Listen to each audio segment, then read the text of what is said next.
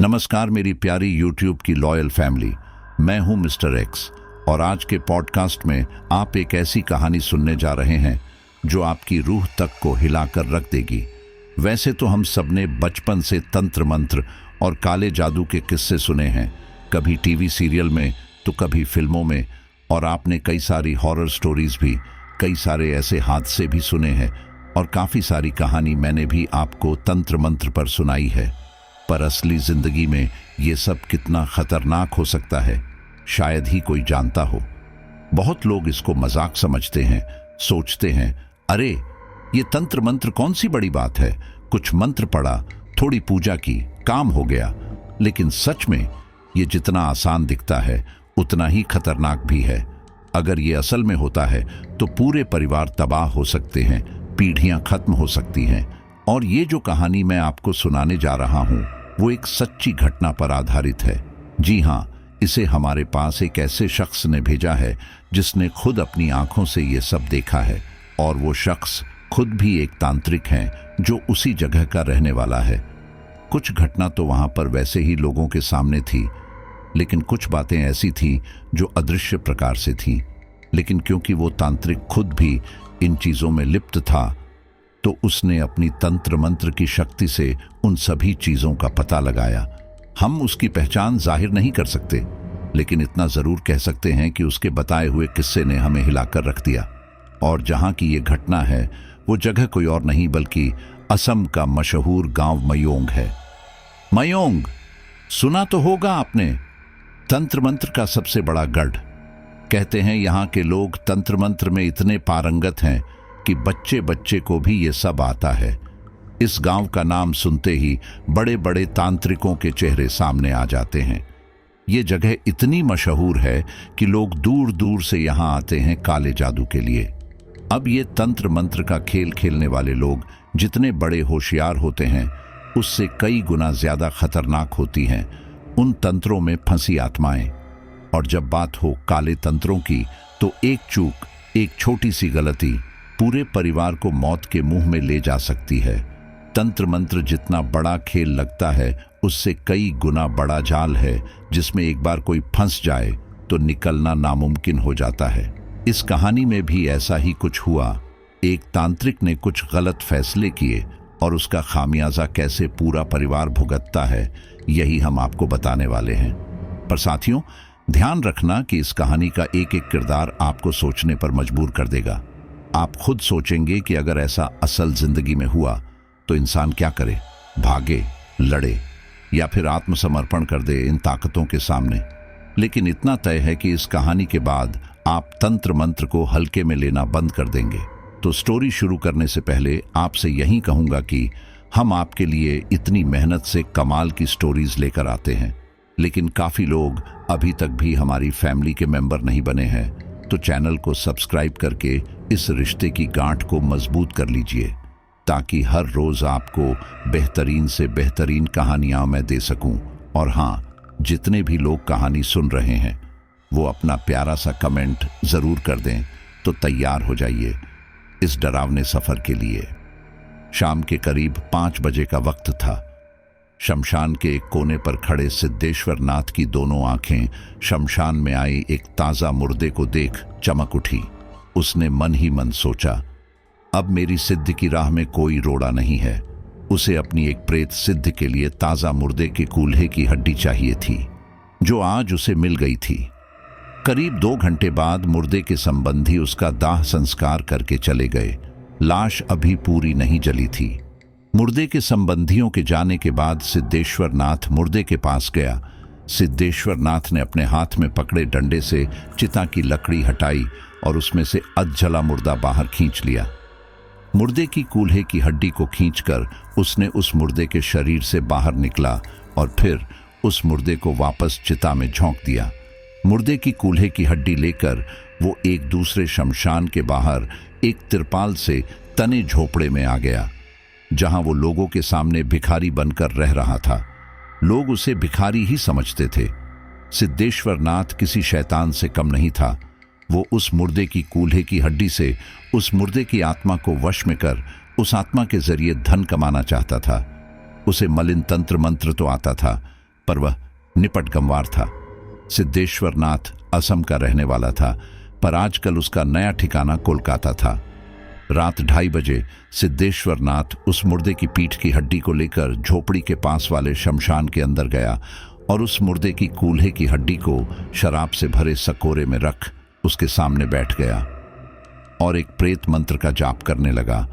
1000 प्रेत मंत्र जाप पूरे होते ही उस मुर्दे की आत्मा उसके सामने प्रकट हो गई।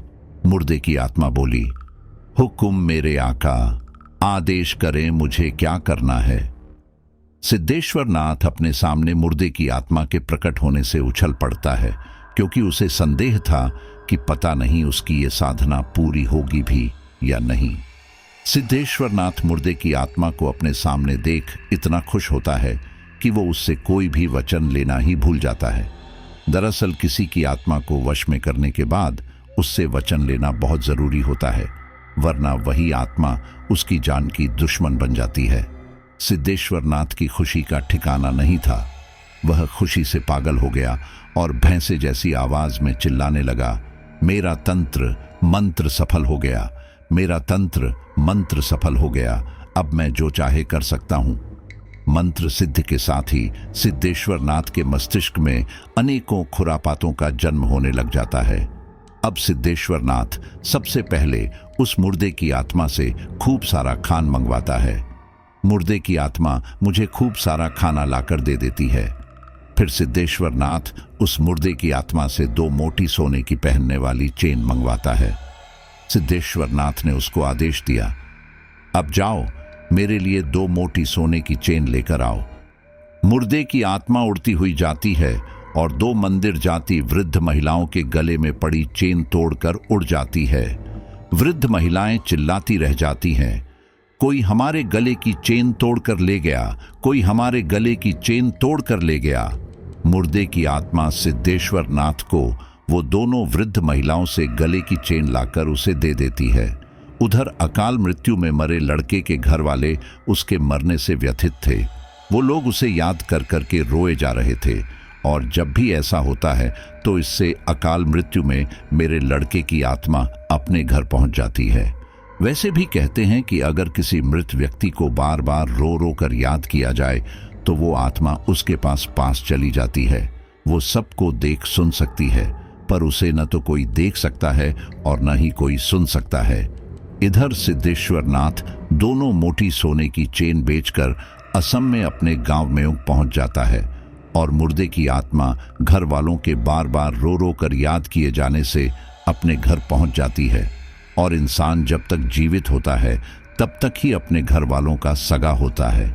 मृत्यु उपरांत कुछ समय के लिए वो प्रेत बनता ही बनता है, और इसे तो सिद्धेश्वर नाथ ने अपनी उल्टी सीधी क्रियाओं द्वारा जागृत किया था। तो अब सबका विनाश होना तय था।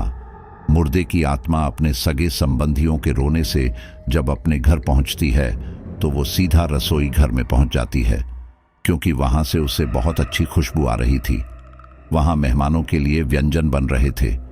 वो आत्मा उन व्यंजनों का स्वाद ग्रहण करने की कोशिश करने लग जाती है, पर अनेकों कोशिशों के बाद भी जब वो उन व्यंजनों को ग्रहण नहीं कर पाती तो क्रोधित हो जाती है। क्रोध में भरते ही वो कड़ाही में पक रही कढ़ी को अपनी आंखों के इशारे भर से नीचे गिरा देती है। नीचे उसी की बहन सब्जी काट रही थी। उबलती हुई कढ़ी उसी की बहन पर जाकर गिरती है। जैसे ही उबलती हुई कढ़ी उसकी बहन पर जाकर गिरती है, उसकी चीख पूरे घर में गूंज जाती है। सभी भागते हुए रसोई घर की तरफ दौड़ते हैं। वहां अकाल मृत्यु में मरे लड़के की बहन को 75% जला देख भौंचक्के रह जाते हैं। उनकी समझ में नहीं आता कि गैस चूल्हे पर रखी कड़ाही की कढ़ी अपने आप नीचे कैसे गिर गई, क्योंकि वहां उस रसोई में कड़ाही के पास कोई भी नहीं खड़ा था, और कड़ाही भी बहुत अच्छी तरह से गैस चूल्हे पर रखी हुई थी। गैस की आंच भी मध्यम थी और उसी पर कढ़ी पक रही थी। खैर, जो होना था वो तो हो चुका था। सभी परिजन मिलकर उसकी बहन को हॉस्पिटल ले जाते हैं, पर एक दिन बाद वो जीवन और मृत्यु से संघर्ष करती हुई दम तोड़ देती है। मातमी घर में एक और मातम छा जाता है। सभी का रो रो कर बुरा हाल हो जाता है। दुर्भाग्य से उसकी बहन की मृत्यु पंचक में हो जाती है। अब ग्रह नक्षत्रों के हिसाब से अगर किसी व्यक्ति की मृत्यु पंचक में होती है तो 1 साल के भीतर उस घर में 5 या 7 लोगों की मृत्यु जरूर होती है, ऐसा कहते हैं। खैर, जो होना था वो तो हो चुका था। व्यथित घर के सभी बड़े बुजुर्ग चिंतित थे कि अब क्या होगा। वहां एक बड़े पंडित जी को बुला सारी स्थिति बताई जाती है। वो मंत्रों द्वारा पूरे घर को बांधते हैं, कुछ विशेष पूजा वगैरह आदि करते हैं। वो उन लोगों को अपनी शक्तियों के माध्यम देखकर ये भी बताते हैं कि आपके बेटे की आत्मा को किसी तांत्रिक वांत्रिक ने जगा लिया है, कुछ क्रियाओं मंत्रों द्वारा। आपकी बेटी की मृत्यु का कारण और कोई नहीं, आपका बेटा ही है। पर अब वो आपका बेटा नहीं, एक बुरी आत्मा है बस। ये सुन सभी सकते में आ जाते हैं। वो सभी उन्हीं पंडित जी से इस समस्या का समाधान करने को कहते हैं, जिससे कि उस परिवार के और सदस्यों को जान बचाई जा सके। वो पंडित जी वहां रोज सुबह आकार 11 दिनों तक एक विशेष पूजा करते हैं, भगवान से प्रार्थना करते हैं, जिससे कि उस घर के अन्य सदस्यों की रक्षा की जा सके, और सबको सब कुछ भगवान पर छोड़ने के लिए कहते हैं, क्योंकि भगवान कभी किसी का अहित नहीं करते हैं। वो उन सभी लोगों को, मरे हुए लोगों को ज्यादा याद नहीं करने के लिए भी कहते हैं। उन सभी को समझाते हैं कि ज्यादा याद करने से उन मरे हुए लोगों को अपने आगे की यात्रा में अकेले जाते हुए बहुत पीड़ा का सामना करना पड़ता है। वो अपने परिवार को छोड़ना नहीं चाहती है, पर जाना तो पड़ता ही है। यही प्रकृति का, नियति का विधान है। उधर सिद्धेश्वर नाथ 2 दिन के सफर के बाद अपने गांव म्योंग पहुंच जाता है। म्योंग असम के गुवाहाटी का एक गांव है जो तंत्र मंत्र के लिए जाना जाता है। ऐसा कहा जाता है कि वहां बच्चा बच्चा तंत्र मंत्र का जानकार है। सिद्धेश्वर नाथ म्योंग पहुंचकर मंत्र झपकर मानसिक आवाज लगाकर अकाल मृत्यु में मरे लड़के की आत्मा को अपने पास बुलाता है और उसे आदेश देता है कि मेरे बड़े भाई का परिवार उजाड़ दो। सिद्धेश्वर नाथ अकाल मृत्यु में मरे लड़के की आत्मा को यह आदेश इसलिए देता है क्योंकि वह अपने बड़े भाई से ईर्ष्या करता था, उसकी धन संपदा से ईर्ष्या करता था। वह उससे बदला लेना चाहता था, क्योंकि एक समय में उसके बड़े भाई ने उसके हिस्से की जमीन तंत्र मंत्र करके उससे हथिया ली थी और उसे उस गांव से भगा दिया था। उस वक्त सिद्धेश्वर नाथ के पास वहां से भगाने के अलावा कोई चारा नहीं बचा था, क्योंकि वह अनपढ़ ग्वार था और साथ ही साथ उसमें अक्ल की भी भारी कमी थी। उसे तंत्र मंत्र भी ज्यादा नहीं आता था, इसलिए उसके पास उस समय वहां से भागने के अलावा और कोई चारा नहीं बचा था। अकाल मृत्यु में मरे लड़के की आत्मा सिद्धेश्वर नाथ के मानसिक आवाज लगाते ही उसके सामने प्रकट हो जाती है। बदले की आग में धधकते, क्रोध की अग्नि में जलते सिद्धेश्वर नाथ को अच्छा बुरा कुछ नजर नहीं आ रहा था। सिद्धेश्वर नाथ अकाल मृत्यु में मरे लड़के की आत्मा को आदेश देता है, अभी जाओ और मेरे बड़े भाई का परिवार उजाड़ कर तहस नहस कर दो, उसकी हरी भरी बगिया उजाड़ कर उसे नेस्तनाबूद कर दो, उस दुष्ट को उसके किए की सजा देकर आओ। अकाल मृत्यु में मरे लड़के की आत्मा सिद्धेश्वर नाथ का आदेश पाते ही उसके बड़े घर भाई के घर पहुंच जाती है। उस वक्त उसका बड़ा भाई एक काली मूर्ति के सामने हाथ जोड़े खड़ा था और उनसे अपनी तरक्की की दुआ कर रहा था। उसके परिवार में एक पत्नी, 2 बेटे और 2 बेटी थे। वह सभी की कुशलता की दुआ कर रहा था। अकाल मृत्यु में मरे लड़के की आत्मा उसके भाई के घर जाते ही वहां उसके घर में पड़ी चीजों को गिराना शुरू कर देती है। उसके घर के सदस्यों को एक दूसरे से लड़वाना शुरू कर देती है। अचानक से घर में लड़ाई झगड़े होते देख उसके भाई को शक हो जाता है कि जरूर कुछ ना कुछ गड़बड़ है। वह अपनी तंत्र विद्या से पता लगाता है कि उसके घर में अचानक से यह क्या होने लग गया।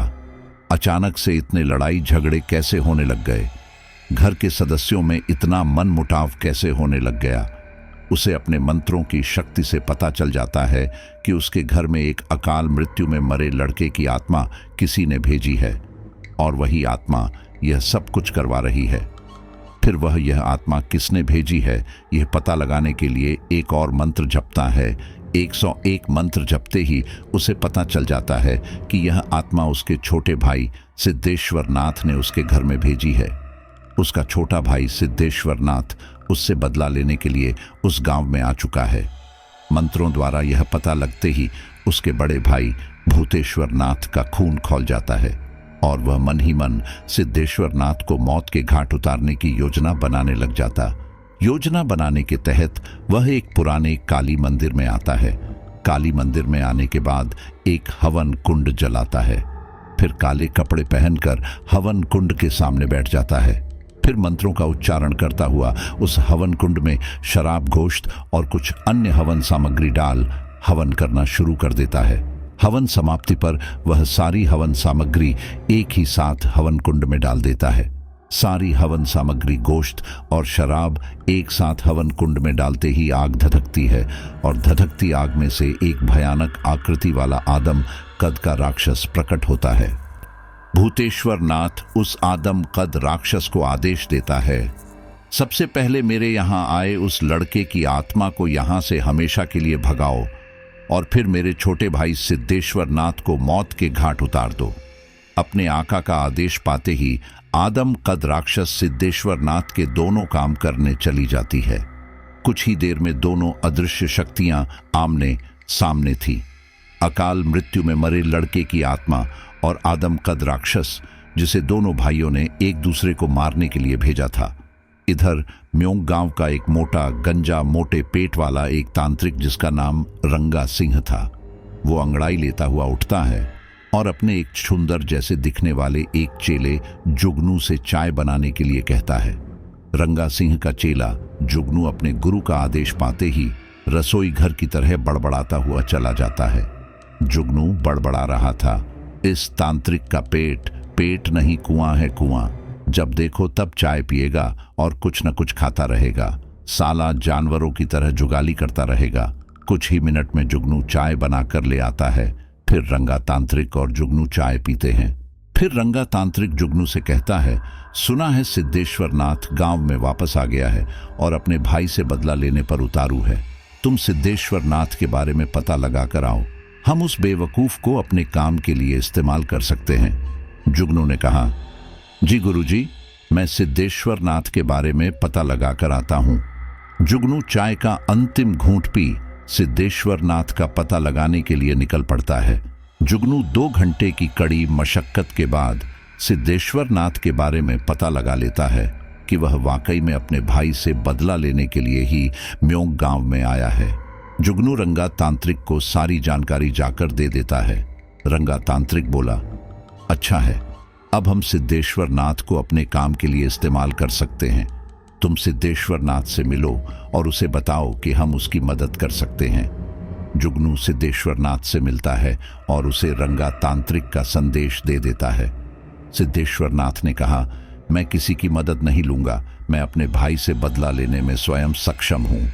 जुगनू ने कहा, सिद्धेश्वर, तुम अकेले अपने भाई से नहीं लड़ सकते हो, वो बहुत ताकतवर है। तुम हमारी मदद ले लो, हम तुम्हें तुम्हारे भाई को मारने में मदद करेंगे। सिद्धेश्वर नाथ ने कुछ सोचा और कहा, ठीक है, मैं तुम्हारी मदद ले लूंगा, पर मुझे ये पता है कि कोई यूं ही फ्री में कभी किसी की मदद नहीं करता है। जुगनू कुछ सोचता हुआ कहता है, हम ये तो तुम सही कह रहे हो, चलो मेरे गुरु रंगा तांत्रिक से मिल लो, उन्हीं से सब पूछ लो, मुझे इस बारे में ज्यादा जानकारी नहीं है। जुगनू सिद्धेश्वर नाथ को रंगा तांत्रिक के पास ले जाता है। रंगा तांत्रिक सिद्धेश्वर नाथ को बताता कि वह कैसे उसे अपने भाई से बदला लेने में मदद करेगा, पर उसे उसकी कुंवारी भतीजी से शादी करनी है। उसे उससे एक तरफा प्यार हो गया है, इस शादी में उसे उसकी मदद चाहिए। सिद्धेश्वर नाथ ने कहा, क्या बकवास कर रहे हो रंगा तुम? मेरे भाई से मेरी चाहे कितनी भी दुश्मनी क्यों ना हो, पर मैं ऐसा हरगिज नहीं कर सकता हूं, वह मेरी भी बेटी है, समझा कि नहीं तू? रंगा तांत्रिक जवाब दिया, अरे गुस्सा काहे हो रहे हो सिद्धेश्वर, तुम मेरे होने वाले ससुर हो और अपने ससुर की सेवा करना मेरा कर्तव्य है। तुम मेरी मदद करो ना करो, पर मैं तुम्हारी मदद जरूर करूंगा। मैं तुम्हें तुम्हारे भाई को मरवाने में तुम्हारी पूरी मदद करूंगा, तभी तो उसकी लाडली बिटिया से शादी करूंगा। साला मान नहीं रहा है, कब से मना रहा हूं उसे, अपनी बिटिया मुझे दे दे, उसे पलकों पर रखूंगा, पर उसके कान पर जूं ही नहीं रेंग रही है, न ही उसकी बेटी मान रही है। सिद्धेश्वर नाथ ने कहा। ज्यादा बकवास ना कर रंगा, मुझे ऐसी फालतू की बातें बिल्कुल भी पसंद नहीं है। मेरे भाई के लिए कुछ भी बोल, पर मेरी बिटिया के लिए कुछ भी न बोलना। उसका बचपन मेरी हथेलियों में गुजारा है, समझा कि नहीं तू? रंगा तांत्रिकन ने कहा। अरे गुस्सा काहे हो रहा है सिद्धेश्वर? ठीक है, मैं तेरी बिटिया के लिए अब कोई बात नहीं करूंगा, पर तुझे मेरी एक दूसरी बात तो माननी ही पड़ेगी। इसमें तेरा ही भला है। सिद्धेश्वर नाथ ने कहा। ठीक है बक, दूसरी कौन सी बात है जिसमें मेरा ही भला है? रंगा तांत्रिक ने कहा।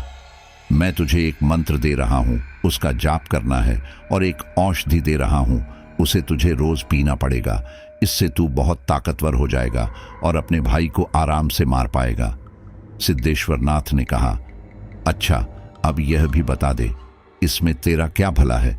कोई किसी का काम फ्री में नहीं करता है, ये बात मुझे बहुत अच्छी तरह से पता है, और मुझे अपने भाई को मारने के लिए तेरी मदद की कोई जरूरत नहीं है। मैं अपनी मदद खुद करना जानता हूं, समझा कि नहीं तू? अब मेरा ज्यादा समय खराब मत कर, मैं जा रहा हूं।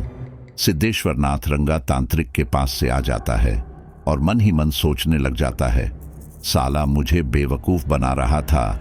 इस जैसे बहुत सारे छूटिया देखे हैं मैंने, मेरा इस्तेमाल कर रहा था। उसे यह पता नहीं है कि मैं अब क्या बन चुका हूं। मैं किसी से कम नहीं हूं। मैं अपने भाई का पूरा परिवार उजाड़ कर रख दूंगा। उसने मेरा परिवार उजाड़ा था, लेकिन किसी दूसरे के इशारे पर मैं कोई काम नहीं करूंगा। जो करूंगा अपने बलबूते पर करूंगा। जरा उस अकाल मृत्यु में मरे लड़के की आत्मा को बुलाकर पूछता हूं, वहां उसने क्या क्या टहलका मचाया। भूतेश्वर नाथ के आदेश देने के कुछ ही देर बाद आदम राक्षस जैसा पिशाच और अकाल मृत्यु में मरे लड़के की आत्मा एक चौराहे पर आमने सामने थी। दोनों अदृश्य शक्तियां आग का गोला बन एक दूसरे पर प्रहार करती हैं, कभी हवा का झोंका बन एक दूसरे पर प्रहार करती है। दोनों अदृश्य शक्तियों की ताकत एक समान थी, इसलिए ना तो कोई हारता है और ना ही कोई जीतता है। दोनों अदृश्य शक्तियां एक एक कर जंगली सुअर में तब्दील हो जाती हैं। दोनों जंगली सुअर बुरी तरह से एक दूसरे को अपने नुकीले पैने दांतों से जख्मी करने लग जाते हैं। पर तभी वहां एक सन्यासी उस चौराहे पर आ जाता है, जिसे देख दोनों अदृश्य शक्तियां गायब हो जाती हैं। इधर रंगा तांत्रिक के यहां से आने के बाद सिद्धेश्वर नाथ मन ही मन एक मंत्र जपकर अकाल मृत्यु में मरे लड़के की आत्मा को पुकारता है। सिद्धेश्वर नाथ के 3 या 4 बार पुकारते ही अकाल मृत्यु में मरे लड़के की आत्मा उसके सामने प्रकट हो जाती है। अकाल मृत्यु में मरे लड़के की आत्मा बोली, हुक्म मेरे आका। सिद्धेश्वर नाथ ने पूछा, तुमने बड़े भाई के यहाँ क्या क्या टहलका मचाया, बताओ। अभी तक कुछ तहस नहस किया भी है या नहीं? जल्दी बताओ। अकाल मृत्यु में मरे लड़के की आत्मा बोली, मैंने भूतेश्वर नाथ के घर का अधिकतर सामान तोड़ दिया है। उसके पूरे घर के खिड़कियों के शीशे तोड़ दिए हैं। वहां रह रहे सभी सदस्यों के बीच लड़ाई झगड़ा करवा दिया है। सभी एक दूसरे को शक की निगाहों से देख रहे हैं। सभी ने एक दूसरे से बातचीत बंद कर दी है। आपका बड़ा भाई भूतेश्वर नाथ इन सब चीजों से बहुत ज्यादा परेशान है, पर आपके बड़े भाई ने अपनी तंत्र मंत्र की शक्तियों से एक आदम कद राक्षसी शक्ति को बुलाकर उसे आपको मौत के घाट उतारने का आदेश दिया है। वह राक्षसी शक्ति मुझे उस घर से भगाने के लिए भी आई थी, पर मैं उस पर भारी पड़ा। वह मुझे वहां से भगाने में नाकामयाब रही और खुद ही चली गई, पर वो हमेशा के लिए नहीं गई है। वह राक्षसी शक्ति जल्द ही आपके पास आपको मारने के लिए आ सकती है। वह राक्षसी शक्ति एक खूनी पिशाच है। वह जानवरों का और इंसानों का खून चूसकर उन्हें मारता है। सिद्धेश्वर नाथ अचंभित होते हुए बोला, खूनी पिशाच? मेरे भाई ने मुझे करने के लिए खूनी पिशाच भेजा है, पर उसे कैसे पता चला कि मैं म्यूंग आ चुका हूं? अकाल मृत्यु में मेरे लड़के की आत्मा ने कहा, उसने उस खूनी पिशाच से आपके बारे में सब पता लगा लिया है। उसने यह भी पता लगा लिया है कि आपने मुझे उसके यहाँ उसे मारने के लिए भेजा है, उसे बर्बाद करने के लिए भेजा है, उसका घर तहस नहस करने के लिए भेजा है। सिद्धेश्वर नाथ ने कहा, चलो अच्छा हुआ, उसे सब पता चल गया। अब वह मुझ पर पीठ में छुरा घोंपा है ऐसा इल्जाम भी नहीं लगा पाएगा। इधर सिद्धेश्वर नाथ अकाल मृत्यु में मरे लड़के की आत्मा से यह सब बात कर ही रहा था कि वहां खूनी पिशाच सिद्धेश्वर नाथ को मौत के घाट उतारने के लिए आ जाता है। खूनी पिशाच के वहां आते ही अकाल मृत्यु में मरे लड़के की आत्मा सिद्धेश्वर नाथ को बता देती है कि खूनी पिशाच यहां आ चुका है और वह जल्दी आपको मार डालेगा। सिद्धेश्वर नाथ ने चिल्लाते हुए कहा, तुम मेरा मुंह क्या देख रहे हो? जाकर उस खूनी पिशाच से लड़ो और मुझको बचाओ। अकाल मृत्यु में मरे लड़के की आत्मा बोली, तुमने मुझे मेरा भोग नहीं दिया है सिद्धेश्वर नाथ, इसलिए मैं हर वक्त तुम्हारा काम नहीं कर सकता। अभी मैं तुम्हारी जान बचाने के लिए भी बाध्य नहीं हूं, क्योंकि तुमने मुझसे कोई वचन नहीं लिया है। सिद्धेश्वर नाथ ने कहा, अभी तक तो तुमने ऐसी कोई मांग नहीं की थी मुझसे, और मेरी जान पर बन आई तो तुम्हें तुम्हारा भोग याद आ रहा है, वचन याद आ रहा है। अभी मेरी जान बचा लो, मैं तुम्हें तुम्हारा भोग भी दे दूंगा। मुझ पर यकीन करो, मैंने तुम्हें सिद्ध किया है, यह बात मत भूलो। अकाल मृत्यु में मरे लड़की की आत्मा ने कहा, मैं कुछ नहीं भूलता, मुझे सब याद है। मैं तुम्हारा गुलाम नहीं हूं। मेरा जब मन करेगा तुम्हारा काम कर दूंगा, और जब मन नहीं करेगा तो मैं तुम्हारा काम नहीं करूंगा। मुझे मेरा भोग चाहिए। मुझे अभी इसी वक्त शराब पिलाओ, मुझे शराब पीने की तलब लगी है। सिद्धेश्वर नाथ मरता क्या ना करता, जल्दी से अपने एक फटे चमड़े के बैग से एक शराब की बोतल निकालता है और उस बोतल का ढक्कन खोल अकाल मृत्यु में मरे लड़के की आत्मा की ओर बढ़ा देता है। अकाल मृत्यु में मेरे लड़के की आत्मा गट गट कर शराब पी जाती है। 2 ही मिनट में पूरी शराब की बोतल खाली हो जाती है। सिद्धेश्वर नाथ ने कहा, अब तो तुमने शराब पी ली, अब मेरा काम कर दो। उस खूनी पिशाच से लड़ो और मेरी जान बचाओ। अकाल मृत्यु में मरे लड़के की आत्मा ने कहा, जो हुक्म मेरे आका, आज आपने पहली बार मुझे मेरा भोग दिया है। आपकी जान बचाना मेरा कर्तव्य है, पर मेरा जब मन करेगा मैं काम करूंगा, मेरा जब मन नहीं करेगा मैं आपका काम नहीं करूंगा, यह बात याद रखना। खूनी पिशाच के वहां आते ही अकाल मृत्यु में मरे लड़की की आत्मा सिद्धेश्वर नाथ को वहां से भागने के लिए कहती है। सिद्धेश्वर नाथ वहां से भागता हुआ एक पुराने से मंदिर में जाकर छिप जाता है। खूनी पिशाच और अकाल मृत्यु में मरे लड़के की आत्मा एक दूसरे के सामने अपने असली भयंकर स्वरूप में खड़ी हो जाती है। खूनी पिशाच का स्वरूप बहुत भयंकर था। वह करीब 10 फीट लंबा, 8 फीट चौड़ा था। उसके कान किसी जंगली जानवर की तरह बड़े बड़े थे। मोटी लाल सुर्ख आंखों में अंगारे से जल रहे थे। उसके मोटे लटके होठों से खून टपक रहा था। उसे देख ऐसा लग रहा था जैसे वह अभी अभी किसी जंगली जानवर का शिकार करके आया है। अकाल मृत्यु में मरे लड़के की आत्मा आदमखोर पिशाच का ही रूप धर लेती है और खूनी पिशाच से लड़ना शुरू कर देती है। दोनों एक दूसरे को अपने सर से मारना शुरू कर देते हैं, एक दूसरे को नोचना काटना शुरू कर देते हैं। दोनों अदृश्य शक्तियां पिशाच बनी एक दूसरे को भयंकर तरीके से नोच रही थी, एक दूसरे को लहूलुहान कर रही थी, पर कोई भी हार नहीं रहा था। दोनों अदृश्य शक्तियां एक दूसरे पर भारी पड़ रही थी। कुछ ही देर में दोनों लड़ते लड़ते जंगली भैंसे का रूप धर लेते हैं और एक दूसरे को सिंग मारते हुए सड़क के बीचों बीच आ जाते हैं। सड़क पर जंगली भैंसों को लड़ता देख आसपास लोग इकट्ठा हो जाते हैं और उनकी लड़ाई देखने लग जाते हैं। सड़क पर इकट्ठा लोगों को ऐसा महसूस ही नहीं होता कि यह असली के जानवर नहीं है, बल्कि यह अदृश्य पैशाचिक शक्तियां हैं। वहां अचानक से बारिश शुरू हो जाती है और बारिश के शुरू होते ही दोनों भैंसे अचानक से गायब हो जाते हैं। उनके गायब होते ही वहां खड़े लोग समझ जाते हैं कि यह कोई असली के भैंसे नहीं थे, बल्कि यह दोनों कोई शक्तियां थीं जो एक दूसरे को मार रही थी। बारिश धीरे धीरे मूसलाधार बारिश में परिवर्तित हो जाती है। दोनों पैशाचिक शक्तियां चमगादड़ का रूप धर उड़ती एक खाली खंडहर की दीवार पर आकर चिपक जाती है। उस खंडहर के एक कोने में एक युवक एक शव पर बैठा शव साधना कर रहा था। दोनों पैशाचिक शक्तियां उस युवक को शव पर बैठा देख उससे आकर्षित हो जाती है और उसके ऊपर ची ची ची ची ची करती उड़ना शुरू कर देती है और उड़ती उड़ती उसके बालों पर जाकर बैठ जाती है और उसके बालों को उसके सर से उखाड़ना शुरू कर देती है। शव पर बैठे मंत्र जाप करते युवक को बाल उखड़ने से अत्यधिक पीड़ा होने लग जाती है। उसकी आंखों से आंसू बहने शुरू हो जाते हैं।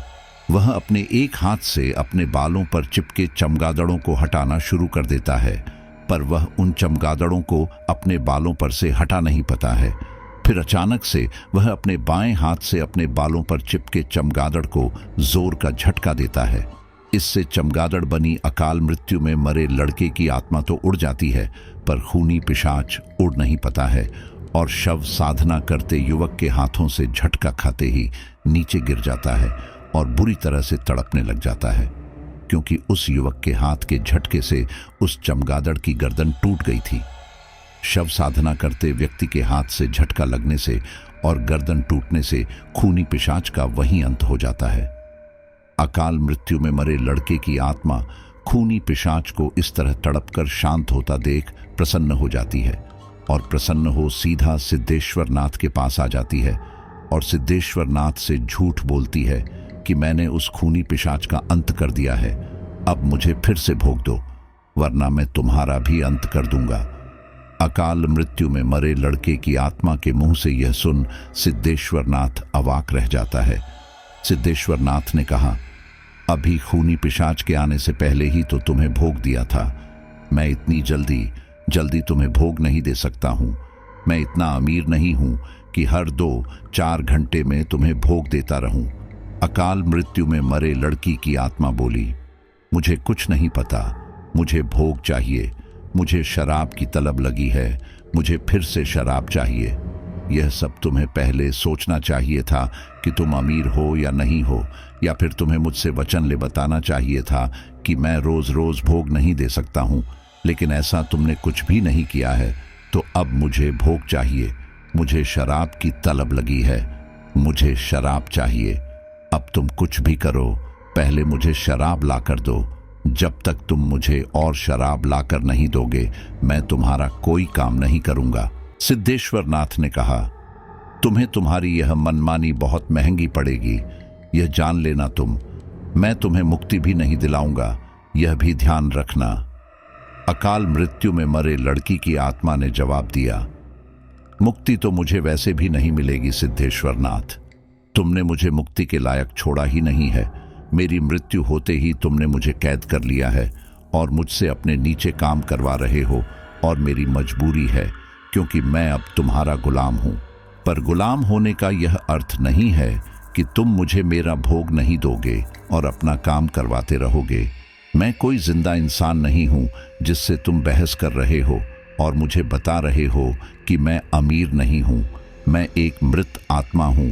मुझे यह सब बताने से तुम्हें कोई लाभ नहीं होने वाला है।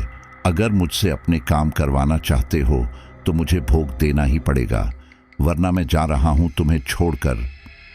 जो करना है कर लो, अब मैं तुम्हारे वश में नहीं आने वाला हूं। तुमने मुझे जागृत किया, ऐसे में मुझे अत्यंत कष्ट का सामना करना पड़ा है। अब तुम्हें मुझे भोग देना ही पड़ेगा। मेरी आत्मा भोग की प्यासी है।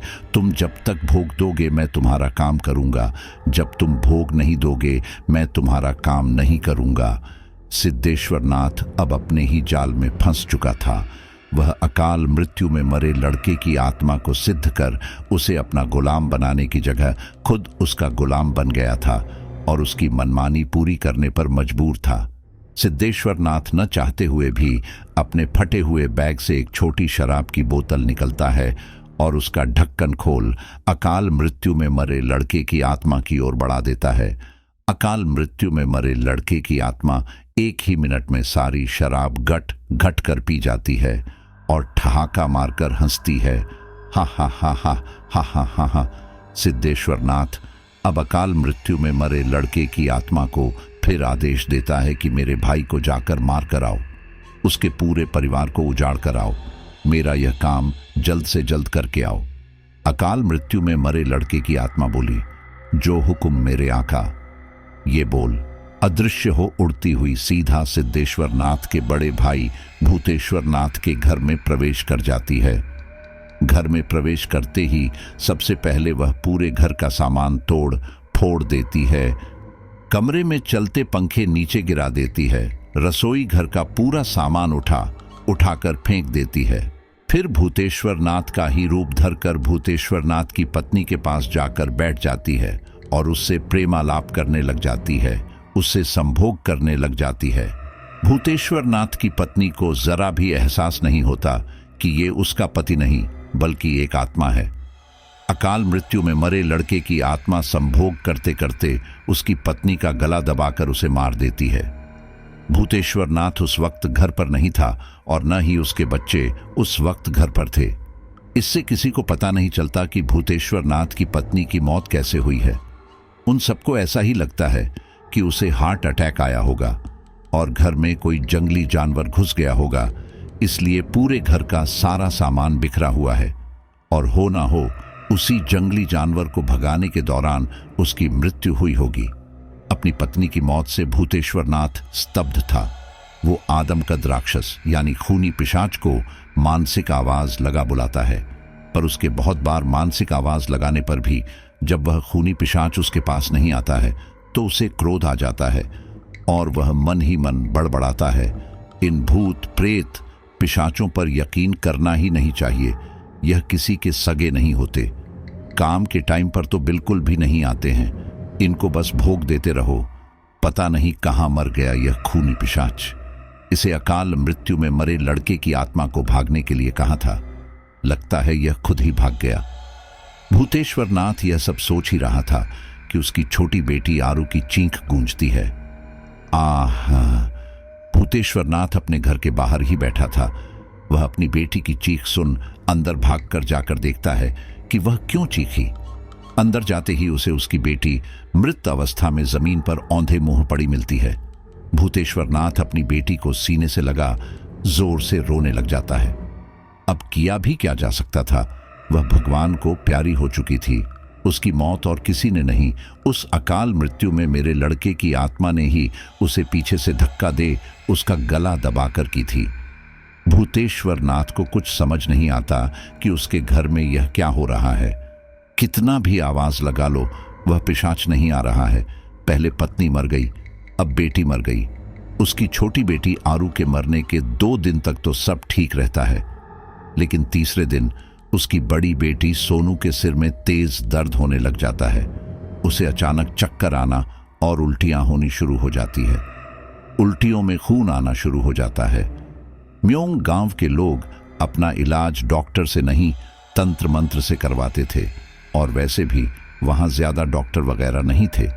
इसलिए भूतेश्वर नाथ अपनी बड़ी बेटी को लेकर एक बूढ़े तांत्रिक के पास जाता है।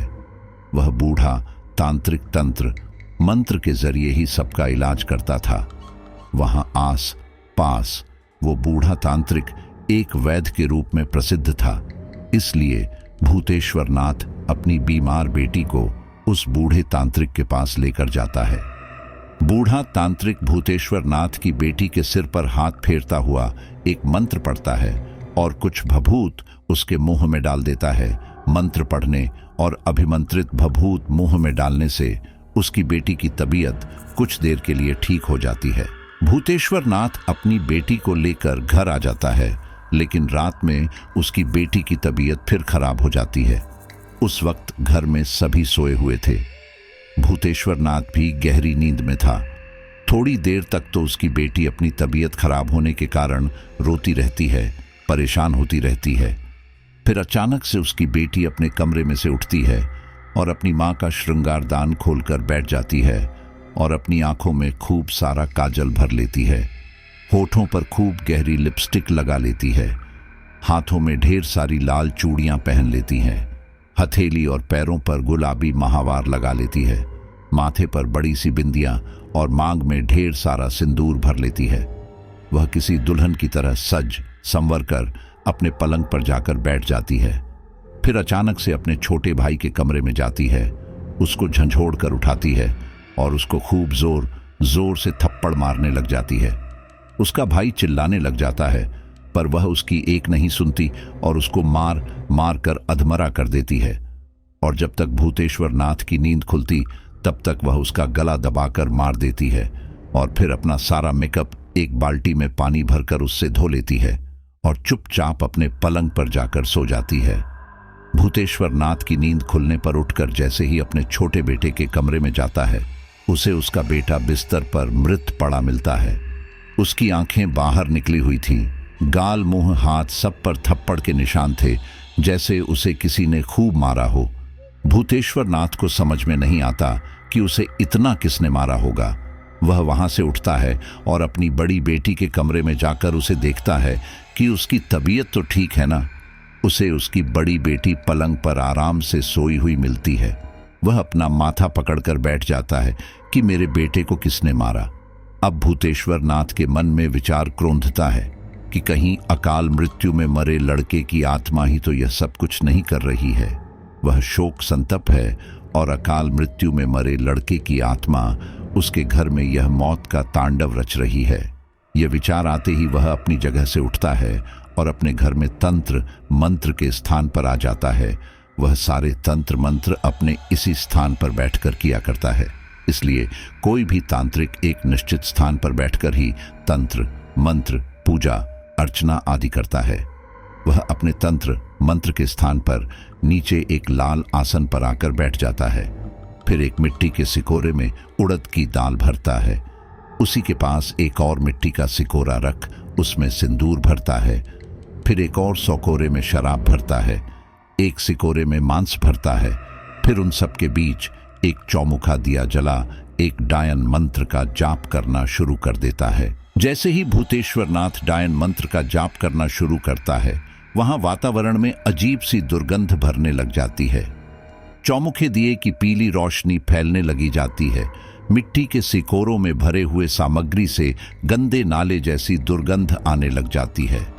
उड़द की दाल से भरे सिकोरे से एक अजीब सी धुंधली सी शक्ति निकलने लग जाती है जो हवा में तैरने लग जाती है। सिंदूर से भरे सिकोरे में लाल खून दिखने लग जाता है जो देखने में बहुत ही भयानक लग रहा था। शराब से भरे सिकोरे से एक अजीब सी मदमस्त करने वाली खुशबू निकलने लगी जाती है जो वातावरण को मदमस्त करने लग जाती है। मांस से भरे सिकोरे से एक अजीब सी खूनी शक्ति निकलने लग जाती है। भूतेश्वर नाथ के मंत्रों की शक्ति से एक अजीब सी डायन की शक्ति वहां जागृत हो जाती है।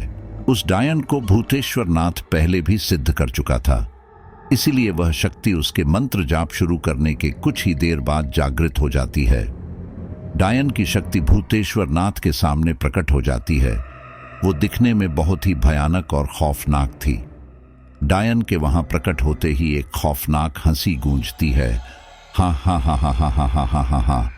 डायन बोलती है, मैं जागृत हो गई हूं। मैं तुम्हारी हर इच्छा पूरी करने में समर्थ हूं, लेकिन तुम्हें अपनी हर इच्छा पूर्ति के लिए मेरी एक कीमत चुकानी पड़ेगी। वह कीमत मैं तुम्हें बाद में बताऊंगी जब तुम अपनी इच्छा पूर्ति कर लोगे। भूतेश्वर नाथ मन ही मन सोचता है, यह तो बड़ी खतरनाक शक्ति है। मतलब मुझे अपनी हर इच्छा पूर्ति के लिए इसकी एक इच्छा पूरी करनी पड़ेगी, और अगर मैं अपनी इच्छा पूर्ति के बदले इसे इसकी इच्छा का कुछ ना दे पाऊं तो यह तो मेरी ही जान ले लेगी। ये पहले तो ऐसी नहीं थी। लगता है और भी कई साधकों ने इसे सिद्ध कर लिया है और इसने वहीं से इतनी शक्तियां अर्जित कर ली हैं। भूतेश्वर नाथ कुछ कहता उसके पहले ही वह शक्ति सिकोरे में भरे मांस के टुकड़े उठाकर निगलना शुरू कर देती है। शराब उठाकर गट घट कर पीना शुरू कर देती है। सिंदूर और उड़द की दाल को वहां लात मारकर फैला देती है और उसके ऊपर बैठ जाती है और फिर भूतेश्वर नाथ से कहती है, बोल क्या चाहिए तुझे? मुझे यहां किस काम के लिए बुलाया है तूने? भूतेश्वर नाथ कुछ सोचता हुआ कहता है, मेरी एक ही विनती है, तुम जो भी मांगो मेरी पहुंच में ही मांगना। मेरी पहुंच से दूर कुछ मत मांगना मुझसे। मैं तुम्हें तुम्हारे हर काम के बदले जो कहोगी देने के लिए तैयार हूं, लेकिन मांगना वही जो मेरे पास है। डायन ने कहा, इतना क्यों डर रहे हो भूतेश्वर नाथ? मैं तुम्हारी पहुंच से दूर कुछ भी नहीं मांगने वाली। मुझे सिर्फ भोग चाहिए और सोने के लिए एक बदन चाहिए। भूतेश्वर नाथ ने कहा, सोने के लिए बदन। मैं सोने के लिए तुझे कौन सा बदन दे सकता हूं? मेरे पास कोई बदन नहीं है। तू मुझसे सिर्फ भोग ले सकती है, अपने खाने पीने की वस्तु मुझसे मांग सकती है, इसके अलावा और कुछ नहीं है मेरे पास। डायन ने कहा, तेरे पास तेरा शरीर है ना, मुझे यही शरीर सोने के लिए चाहिए। वचन दे, मैं जब चाहूं तेरे शरीर के अंदर घुसकर सो सकती हूं। तू मुझे यह वचन देगा तभी मैं तेरा कोई भी काम करूंगी, वरना मैं जा रही हूं। और कोई भी डायन आकर ऐसे ही नहीं जाती है, तो यह बात तो तुझे भी अच्छी तरह से पता है। इसलिए मैं तेरी बड़ी बेटी को अपने साथ लेकर जा रही हूं। तेरी बेटी को अपनी तरह डायन बनाऊंगी। भूतेश्वर नाथ डायन को बुलाकर मन ही मन बहुत पछता रहा था, लेकिन अब क्या किया जा सकता था? अपनी बेटी को बचाने के लिए उस डायन की बात माननी पड़ती है और उसे आज्ञा देनी पड़ती है कि वह जब चाहे उसके शरीर में प्रवेश कर सो सकती है। भूतेश्वर नाथ ने यह कभी नहीं सोचा था कि डायन उसे अपने ही चंगुल में फंसा लेगी। सिद्धेश्वर नाथ की तरह भूतेश्वर नाथ भी नकारात्मक शक्ति को बुला उस नकारात्मक शक्ति के चंगुल में फंस जाता है। भूतेश्वर नाथ डायन को आदेश देता है कि वह उसके भाई सिद्धेश्वर नाथ को जाकर मार कर आए और उसके घर में पता लगाए कि कौन सी आत्मा है या कौन सी नकारात्मक शक्ति है। यह भी पता लगाए कि कहीं अकाल मृत्यु में मरे लड़के की आत्मा तो उसके घर में मौत का तांडव नहीं मचा रही है। उसकी पत्नी को किसने मारा, उसकी छोटी बेटी को किसने मारा, यह सब पता लगा कर आए। भूतेश्वर नाथ का आदेश पाते ही डायन सीधा उसके छोटे भाई सिद्धेश्वर नाथ के पास पहुंच जाती है। इधर दूसरे दिन रात में भूतेश्वर नाथ की बड़ी बेटी सोनू के शरीर में अकाल मृत्यु में मरे लड़के की आत्मा फिर प्रवेश करती है। सोनू नींद में सो रही थी। अकाल मृत्यु में मरे लड़के की आत्मा के शरीर में प्रवेश करते ही सोनू का शरीर अकड़ने लग जाता है और वह एकदम से नींद में से उठकर बैठ जाती है और अपनी मां के सिंगारदान दान के पास पहुंच जाती है और श्रृंगार करना स्टार्ट कर देती है।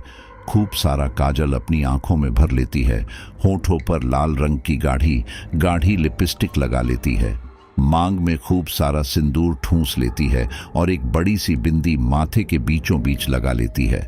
फिर अचानक से बिस्तर पर से उठती है और अपने छोटे भाई के पास जा उसे लात मारकर उठाती है और फिर बुरी तरह से हंसती हुई उसका गला दबाना शुरू कर देती है। उसका भाई पहले ही अपनी बहन का ऐसा डरावना श्रृंगार देख डर चुका था। अब गला दबाने से उसकी आंखें, जीभ सब बाहर निकल जाते हैं। वो बुरी तरह से छटपटाने लग जाता है और छटपटाता एकदम से शांत हो जाता है, यानी कि वो मर जाता है। अपने भाई को मार वो उसे बिस्तर पर पटक देती है। अब उसकी बहन के अंदर घुसे अकाल मृत्यु के मरे लड़के की आत्मा उसकी बहन को वहीं नीचे पटक कर उसके साथ संभोग करती है और संभोग करते करते ही उसका गला दबाने लग जाती है। उसकी बहन वहीं नीचे जमीन पर तड़पती हुई ढेर हो जाती है। सोनू के मरते ही अकाल मृत्यु में मरे लड़के की आत्मा उसके शरीर से बाहर निकलती है और सीधा सोते हुए भूतेश्वर नाथ के पास पहुंच जाती है और सोते हुए भूतेश्वर नाथ के शरीर में घुसने की कोशिश करती है। पर भूतेश्वर नाथ भी एक तांत्रिक था, इसलिए उसके शरीर में नहीं घुस पाती है। उल्टा उस समय भूतेश्वर नाथ की नींद खुल जाती है और वो उठकर बैठ जाता है और कुछ सोचने के बाद अपने छोटे बेटे के कमरे में उसे देखने चला जाता है कि वो ठीक से सो रहा है या नहीं। पर वो जैसे ही उसके कमरे में जाता है उसके होश उड़ जाते हैं, क्योंकि उसका छोटा बेटा बिस्तर पर अचेत पड़ा था और बेटी सोनू नीचे जमीन पर अचेत पड़ी थी। वह दोनों को जाकर उठता है, लेकिन उन दोनों को जैसे ही हाथ लगाता है उनका ठंडा शरीर देख हक्का बक्का रह जाता है। वह अपनी छाती पीट कर रोने लग जाता है कि मेरे बच्चों को किसने मारा। फिर उसे बहुत तेज गुस्सा आता है। वह वही मंत्र जाप करके डायन को बुलाता है और कहता है, जल्दी पता लगाओ मेरे बच्चों को किसने मारा। डायन आते ही पता लगाकर उसे बता देती है, अकाल मृत्यु में मेरे लड़के की आत्मा ने तुम्हारे दोनों बच्चों को मारा है। यह सुनते ही भूतेश्वर नाथ का खून खौल जाता है। वह डायन को आदेश देता है कि अभी अकाल मृत्यु में मरे लड़के की आत्मा को बंधक बनाकर मेरे सामने लाओ। डायन भूतेश्वर नाथ का आदेश पाते ही अकाल मृत्यु में मरे लड़के की आत्मा के पास पहुंच जाती है। पर अकाल मृत्यु में मरे लड़के की आत्मा डायन को देखते ही भाग जाती है। अकाल मृत्यु में मेरे लड़के की आत्मा के भागने पर डायन भूतेश्वर नाथ को आकर बता देती है कि अकाल मृत्यु में मरे लड़के की आत्मा मुझे देखकर यहां से भाग गई है। भूतेश्वर नाथ अपना माथा पीट कर रह जाता है और फिर डायन को आदेश देता है कि मेरे भाई सिद्धेश्वर नाथ को अभी तड़पा कर मार कर आओ, चाहे कुछ भी हो जाए, अब मुझे उसका मरा हुआ मुंह देखना है। भूतेश्वर नाथ का आदेश पाते ही डायन सीधा सिद्धेश्वर नाथ के पास पहुंच जाती है। सिद्धेश्वर नाथ उस वक्त एक हवन कुंड के सामने बैठा कुछ मंत्र पढ़ रहा था। डायन मंत्र पढ़ते सिद्धेश्वर नाथ के सामने एक सुंदर सी स्त्री का रूप धरकर खड़ी हो जाती है और सिद्धेश्वर नाथ से कहती है, मेरे पीछे कुछ गुंडे पड़े हैं, मुझे बचा लो। मेरे पीछे गुंडे पड़े हैं, मुझे बचा लो। मुझे यहाँ छिपने की जगह दे दो। मेरी मदद करो तांत्रिक, मेरी मदद करो, मुझे बचा लो। सिद्धेश्वर नाथ डायन बनी स्त्री की बात को सच मान हवन कुंड के सामने से खड़ा हो जाता है और उसे छिपने की जगह बताने लग जाता है। उसके पीछे गुंडे क्यों पड़े हैं यह पूछने लग जाता है। तुम्हारे पीछे गुंडे क्यों पड़े हैं? कुछ चुरा कर भागी हो उनका? डायन बनी स्त्री रहती है, नहीं तांत्रिक, मैं किसी का कुछ चुरा कर नहीं भागी हूं। वह मेरी सुंदरता के कारण मेरे पीछे पड़े हैं। वो मुझे वाचाल समझ रहे हैं, मैं कोई वाचाल नहीं हूं। तुम मुझे बचा लो, मैं तुम्हारा एहसान कभी नहीं भूलूंगी। सिद्धेश्वर नाथ उसे छिपने की जगह बताने के लिए हवन कुंड से थोड़ी दूर एक तहखाने के पास ले आता है, जो वहीं पर कुछ कदमों की दूरी पर था। तहखाना के पास आते ही डायन बनी स्त्री अपने असली स्वरूप में आ जाती है और सिद्धेश्वर नाथ के छाती पर लात मार उसे नीचे गिरा देती है और अपना विकराल रूप धर उसकी छाती पर चढ़कर बैठ जाती है। सिद्धेश्वर नाथ उस स्त्री का विकराल रूप देख डर जाता है। उसे समझ ही नहीं आता कि ये स्त्री है या कोई डायन है या चुड़ैल है। सिद्धेश्वर नाथ हकलाता हुआ कहता है, को कौन हो तुम और मेरी छाती पर क्यों बैठी हो? क्या चाहती हो मुझसे? मुझसे क्या गलती हो गई जो तुम मुझे मार रही हो? मैं तो इस गांव में नया आया हूं, मैं तो तुम्हें जानता भी नहीं हूं। मेरी यहां किसी से कोई दुश्मनी भी नहीं है। डायन ने कहा, ज्यादा बन मत तांत्रिक, मुझे तेरे भाई भूतेश्वर नाथ ने तुझे मारने के लिए भेजा है और मैं तुझे जान से खत्म करने के लिए आई हूं। तुम दोनों भाई एक दूसरे की जान के दुश्मन हो और तू कहता है कि मैं किसी को जानता भी नहीं हूं, नया आया हूं। मुझे ठगने की कोशिश जरा भी न करना। मैं एक डायन हूं। मैं तेरा और तेरे भाई का आगा पीछा सब जानती हूं। तुम दोनों भाई धूर्त हो। ये बोलने के साथ ही सिद्धेश्वर नाथ की छाती पर चढ़कर बैठी डायन धीरे धीरे उसका गला दबाने लग जाती है। सिद्धेश्वर नाथ बुरी तरह से छटपटाने लग जाता है। वह डायन को अपनी छाती से दूर धकेलने लग जाता है, पर उसको वह दूर नहीं धकेल पाता है और न ही उसकी मजबूत पकड़ से अपनी गर्दन छुड़ा पाता है। डायन अपने मजबूत पकड़ को और मजबूत करती जाती है और उसका गला बुरी तरह से दबाने लग जाती है। अपने नुकीले दांतों से उसकी आंखें नोचकर खाने लग जाती है। सिद्धेश्वर नाथ पंख कटे पंछी की तरह छटपटाता हुआ कुछ ही देर में अपने प्राण त्याग देता है। सिद्धेश्वर नाथ को मारने के बाद डायन अदृश्य हो भाग जाती है। सिद्धेश्वर नाथ की आत्मा अपने शरीर से बाहर निकल थोड़ी देर तो अपने शरीर के इर्द गिर्द ही घूमती रहती है। उसे यकीन ही नहीं होता कि अब वह मर चुका है, जिंदा नहीं है। फिर थोड़ी देर अपने शरीर के इर्द गिर्द घूमने के बाद भूतेश्वर नाथ से बदला लेने के लिए भूतेश्वर नाथ के पास पहुंच जाता है। भूतेश्वर नाथ उस वक्त अपनी बड़ी बेटी सोनू और अपने छोटे बेटे का शमशान में दाह संस्कार कर रहा था। उसके आसपास कुछ लोग खड़े थे जो उसके साथ दाह संस्कार में शामिल होने आए थे। अपने बेटे और बेटी का दाह संस्कार करते भूतेश्वर नाथ को एक बार तो लगता है कि कोई उसे घूर रहा है, पर वह इसे अपने मन का वहम समझ अपने बेटे बेटी का दाह संस्कार करता रहता है। फिर वहीं शमशान के कोने में जाकर अपना माथा पकड़कर बैठ जाता है। अब उसके परिवार में सिर्फ उसका बड़ा बेटा सोमू और वो बचा था। करीब 1 सप्ताह में उसका पूरा परिवार समाप्त हो चुका था।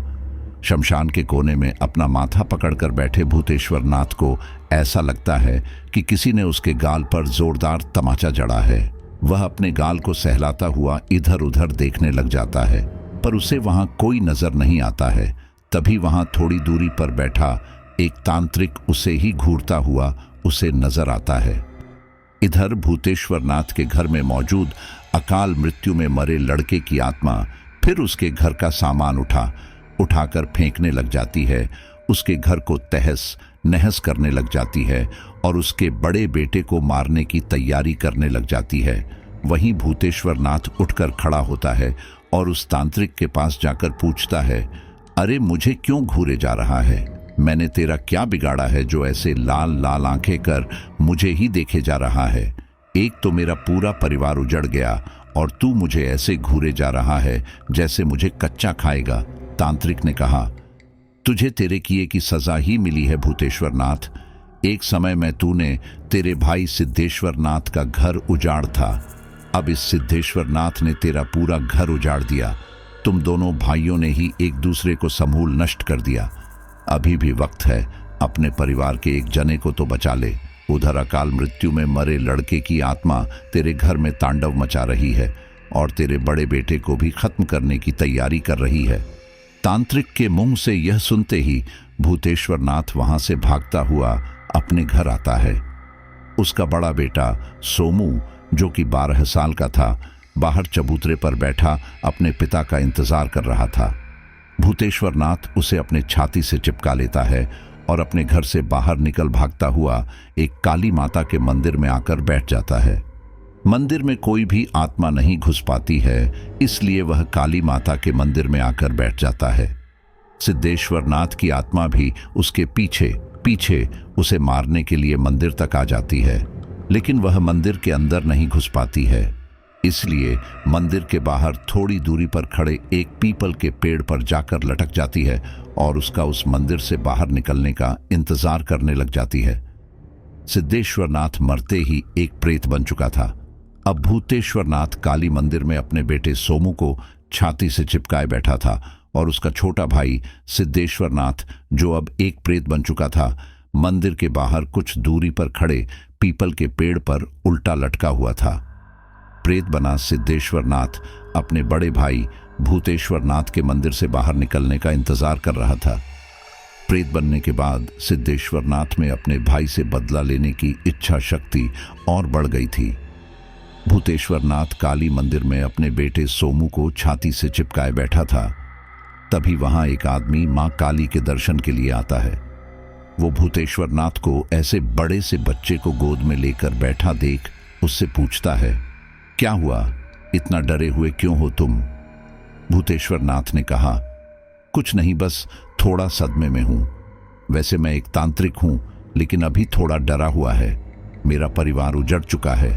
मेरे भाई ने ही मेरा परिवार उजाड़ दिया। भूतेश्वर नाथ की बात सुन वह आदमी भूतेश्वर नाथ से कहता है, ओ, कलयुगी भाई ने अपने ही भाई का परिवार उजाड़ दिया। वह कभी फलेगा फूलेगा नहीं, कुत्ते की मौत मरेगा वह। तुम परेशान मत हो, मैं तुम्हें जानता हूं। यह गांव इतना भी बड़ा नहीं है कि यहां लोग एक दूसरे को जान न पाए। तंत्र मंत्र के जरिए सब एक दूसरे को जान ही जाते हैं। भूतेश्वर नाथ उस व्यक्ति का शुक्रिया अदा करता है और उससे कहता है, ढांढस बंधाने के लिए तुम्हारा बहुत बहुत शुक्रिया भाई। मुझे और मेरे बेटे को बहुत भूख लगी है। क्या कुछ खाने का बंदोबस्त हो सकता है? हम दोनों के लिए यहीं मंदिर में।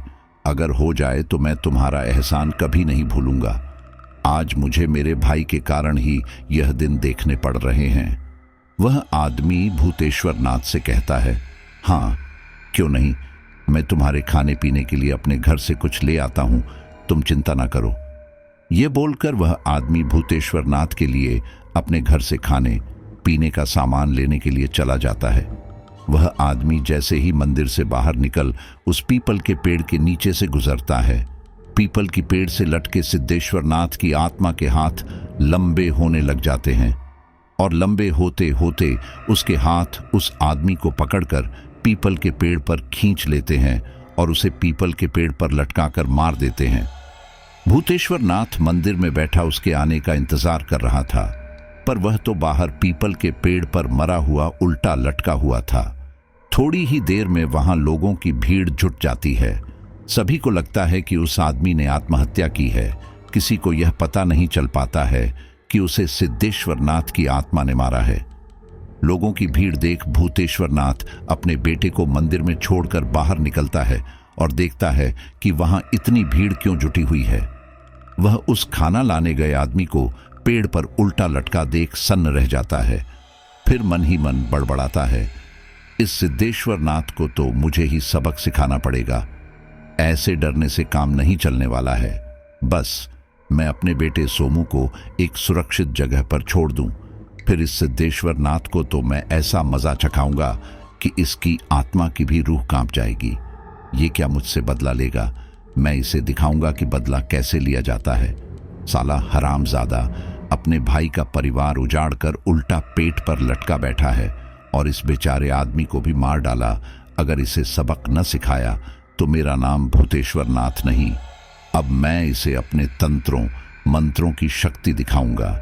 इसे बताऊंगा कि तंत्रों मंत्रों से क्या कुछ नहीं किया जा सकता है। साले हराम की औलाद ने यहां आकर मेरा जीना दुश्वार कर दिया, मेरे पूरे परिवार को खत्म कर दिया। नीच दुष्ट सिद्धेश्वर नाथ, अब तू बच नहीं सकता है मेरे हाथों से। मैं शपथ लेता हूं कि अब मैं तुझे सबक सिखाकर ही पानी को हाथ लगाऊंगा, वरना मैं पानी के एक बूंद भी अपने मुंह में नहीं डालूंगा। नीच दुष्ट, अब तू देख मैं तेरे साथ क्या करता हूं। तेरी आत्मा की वह गत करूंगा कि तेरी आत्मा की भी रूह कांपेगी। भूतेश्वर नाथ अपने बेटे सोमू के इर्द गिर्द एक मंत्रों का घेरा बना उसे वही मंदिर में रहने के लिए बोलता है और फिर उसे मंदिर से बाहर न निकलने की हिदायत दे अपने इर्द गिर्द भी एक मंत्रों का घेरा बनाता है। फिर मंदिर से बाहर निकलता है। वह जैसे ही पीपल के पेड़ के नीचे से गुजरता है, सिद्धेश्वर नाथ की आत्मा से हाथ लंबे होने शुरू हो जाते हैं। उसके हाथ लंबे होते होते भूतेश्वर नाथ के गले के तक आ जाते हैं, पर उसके हाथ भूतेश्वर नाथ की गर्दन को छू भी नहीं पाते हैं, क्योंकि भूतेश्वर नाथ के इर्द गिर्द मंत्रों का घेरा बना हुआ था। भूतेश्वर नाथ की गर्दन को नहीं छू पाने के कारण सिद्धेश्वर नाथ के लंबे हाथ अपने आप सिमटने शुरू हो जाते हैं। भूतेश्वर नाथ पीपल के पेड़ से आगे चलता है और चलता चलता एक बाजार में पहुंच जाता है। फिर वहां से कुछ खाने पीने का सामान खरीद वापस मंदिर में आता है और अपने बेटे को खाना खिलाता है। अपने बेटे सोमू को खाना खिलाने के बाद भूतेश्वर नाथ वापस मंदिर से बाहर निकलता है और एक काला जादू का सामान मिलने वाले बाजार में पहुंच जाता है। काला जादू का सामान मिलने वाले बाजार में तरह तरह की खोपड़ियां लटकी हुई थी, जानवर की, इंसानों की, पक्षियों की, औरतों की और न जाने किस किस चीज की खोपड़ियां लटकी हुई थी। कुछ खोपड़ियों पर लाल, काला, हरा, सफेद, नीला, पीला रंग पुता हुआ था। वहां तरह तरह की कांच की बोतलों में देशी विदेशी शराब भर कर रखी हुई थी। सिंदूरदान, काजल, बिंदी, चूड़ियां, औरतों के सिंगार का सारा सस्ता सामान करीने से सजा हुआ था। उड़द की काली दाल, काले तिल, काले कपड़े और न जाने कैसी कैसी काली चीजें दुकानों पर सजी हुई थी। एक दुकान पर जिंदा मुर्गी, बकरियां, उनके निकले हुए अंदरूनी अंग भी सजे हुए थे। काला जादू का सामान मिलने वाला बाजार दिखने में बहुत ही भयानक था। वहां के करीब हर बाजार में तरह तरह की अजीबों गरीब चीजें लटकी हुई सजी हुई थी। खाने पीने की चीजों में भी अधिकतर का रंग सफेद, काला और लाल ही था। भूतेश्वर नाथ मानव कंकाल और काले पुतले से सजे एक दुकान में पहुंचता है। फिर वहां से एक मानव का कंकाल, एक सुअर का कंकाल और एक काला पुतला खरीदता है। फिर एक बोतल दारू और 100 ग्राम मावे की मिठाई खरीदता है। फिर एक दुकान पर जाकर कुछ लोहे की किले और एक माचिस की डिब्बी और थोड़ा काला रंग खरीदकर सीधा एक शमशान में आ जाता है। शमशान में आने के बाद एक अध जले मुर्दे के पास आकर बैठ जाता है। फिर उस अध जले मुर्दे की अस्थियां गर्म चिता में हाथ डालकर निकालता है। फिर उस मुर्दे की सारी अस्थियों को काले रंग में दारू की कुछ बूंदें मिला उससे रंगता है। फिर उस सारी अधजली अस्थियों पर एक एक लोहे की कील घुसाकर अपने साथ में लाया काला पुतला टांग देता है। फिर सूअर की खोपड़ी में साथ में लाई मावे की 100 ग्राम मिठाई रखता है और एक सूअर की चर्बी से भरा दीपक जलाकर मंत्र बुदबुदाता है और फिर इन सभी चीजों के सामने एक सुरक्षा घेरा बना उसमें खुद बैठ जाता है। फिर कुछ मंत्र पढ़ता हुआ सिद्धेश्वर नाथ की आत्मा को बुलाने लग जाता है। कुछ ही देर में सिद्धेश्वर नाथ की आत्मा उसके पास आ जाती है। सिद्धेश्वर नाथ की आत्मा उसके घोर काला जादू से चुंबक की तरह खींची उसके पास चली आती है और उससे खाने के लिए मावे की मिठाई और पीने के लिए दारू मांगने लग जाती है। पर भूतेश्वर नाथ उसे कुछ नहीं देता और मंत्रों का उच्चारण करता रहता है। कुछ ही देर में भूतेश्वर नाथ के आस पास असंख्य भूत, प्रेतों, पिशाचों और सारी नकारात्मक शक्तियों का डेरा सज जाता है। अब सारी नकारात्मक शक्तियां भूत, प्रेत, पिशाच भूतेश्वर नाथ को सुरक्षा घेरे से बाहर निकालने के लिए उपद्रव मचाना शुरू कर देती है। अपने आस पास इतनी सारी नकारात्मक ऊर्जाओं भूत, प्रेत, पिशाचों को देख भूतेश्वर नाथ की डर के मारे घिघी बंध जाती है। उसे अंदाजा भी नहीं था कि सिद्धेश्वर नाथ से बदला लेने के चक्कर में वह खुद ही एक ऐसे जंजाल में फंस जाएगा जहां से निकलना उसके लिए बहुत ही मुश्किल होगा। पर अब तो वह फंस चुका था। तभी उसके कानों में एक छलावे की आवाज गूंजती है, तेरा बेटा मंदिर से बाहर निकल गया है, उसे बचा सकता है तो बचा ले, ये तेरे भाई सिद्धेश्वर नाथ की आत्मा के सामने खड़ा है। भूतेश्वर नाथ को समझ ही नहीं आता यह एक छलावे का छल है।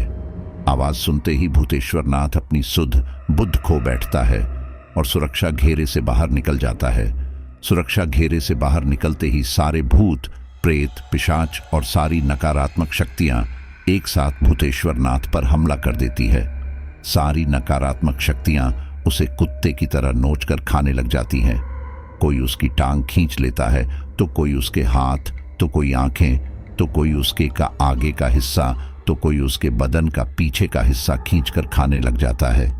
देखते ही देखते वो वहां मौजूद सारी नकारात्मक शक्तियों का निवाला बन जाता है और कुछ ही देर में भूतेश्वर नाथ से भूतनाथ बन जाता है, यानी कि प्रेत बन जाता है और अपने भाई के साथ पीपल के पेड़ पर उल्टा लटक जाता है। भूतेश्वर नाथ के बड़े बेटे सोमू को उनके एक दूर के रिश्ते की बुआ अपने साथ ले जाती है। सिद्धेश्वर नाथ और भूतेश्वर नाथ के वंश का आखिरी चिराग अपनी बुआ के साथ उनके घर रहने चला जाता है। तो साथियों, हमारी आज की स्टोरी यहीं पर पूरी होती है। तंत्र मंत्र और काले जादू का खेल जितना आकर्षक दिखता है उतना ही खतरनाक भी है। हमने ये सब कहानियों और फिल्मों में ही देखा है, पर अगर ये हकीकत में हो जाए तो इंसान के पास कुछ भी नहीं बचता। सिद्धेश्वर नाथ और भूतेश्वर नाथ दोनों भाई थे, खून के रिश्ते में बंधे थे, लेकिन तंत्र मंत्र और बदले की आग ने उनके रिश्ते, परिवार और जीवन को खत्म कर दिया।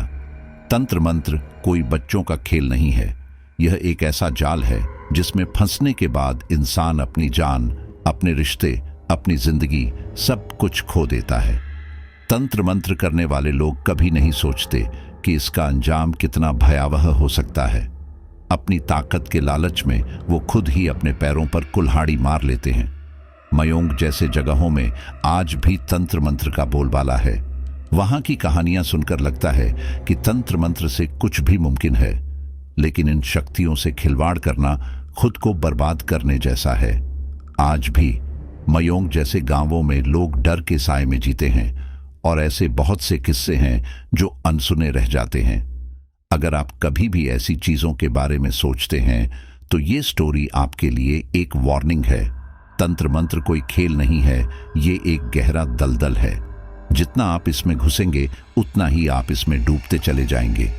तंत्र मंत्र और काला जादू से दूसरों का अहित करने जाने से पहले ये सोच लेना चाहिए कि इन सब चीजों का नकारात्मक प्रभाव सकारात्मक प्रभाव से 100 गुना ज्यादा है। यानी कि कुछ अच्छा हो न हो, पर बुरा अवश्य ही होगा। इससे हमारा स्वयं का ही नुकसान होगा। जो दूसरों का अनिष्ट करने जाते हैं उनका स्वयं का ही अनिष्ट होना तय है। और उम्मीद करता हूं कि ये स्टोरी आपको काफी ज्यादा पसंद आई होगी। अगर आप इस कहानी को सबसे आखिर तक अब तक भी सुन रहे हैं तो आप हमारी लॉयल फैमिली के मेंबर हैं, तो मुझे कमेंट में जरूर बताइए, क्योंकि अगली स्टोरी में मैं आपका नाम लेने की पूरी कोशिश करूंगा। चलिए अब अपने कुछ लॉयल फ्रेंड्स के नाम लेते हैं। सुभाष चौहान, दिल्ली। रोहित गुर्जर, रोहतक। नेहा सोनीपत। शबाना मकरानी, मध्य प्रदेश। पूनम विश्वकर्मा। राजू, निराला। रचना शर्मा, दिल्ली। जमुना देवी, नेपाल। नरेश कुमार, इस्माइल खान। शुभेंदु सिन्हा, असम। मुस्कान खान, दिल्ली। सभी का बहुत बहुत धन्यवाद और अगली बार एक और डरावनी कहानी सुनने के लिए तैयार रहिए। धन्यवाद।